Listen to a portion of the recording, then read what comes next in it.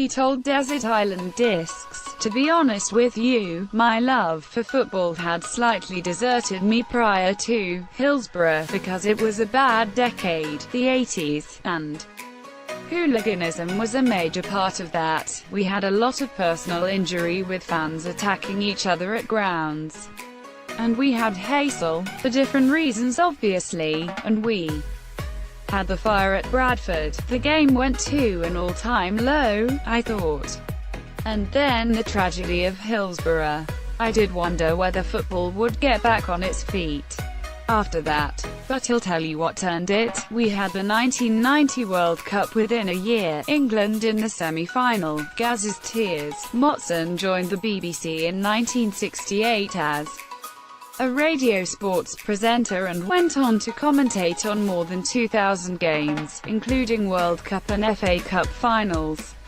But his role changed to disaster reporter during the Hillsboroughs. He provided live coverage for the thousands of listeners who thought they were just tuning into the FA Cup semi-final game between Liverpool and Nottingham Forest.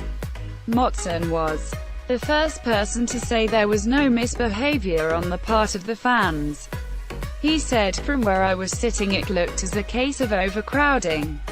So I wanted to get any suggestion of crowd misbehavior out the way, and I'm glad I did, but I'm also glad I was right." He was educated at Culford School, near Bury St Edmunds, and showed an aptitude for journalism from an early age, founding the school newspaper.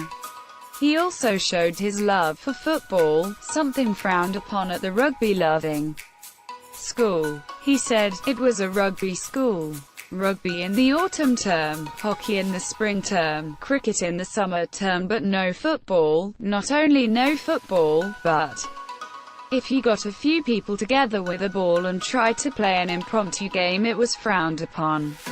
My father wrote to the school, and the headmaster has since made that letter very public. It has caused a few chuckles." His discs included Three Lions by David Baddiel and Frank Skinner, Annie's Song by John Denver, and Abide With Me by the Westminster Abbey Choir. He also asked to take his running shoes as his luxury item and Catcher in the Rye by J.D. Salinger as his book.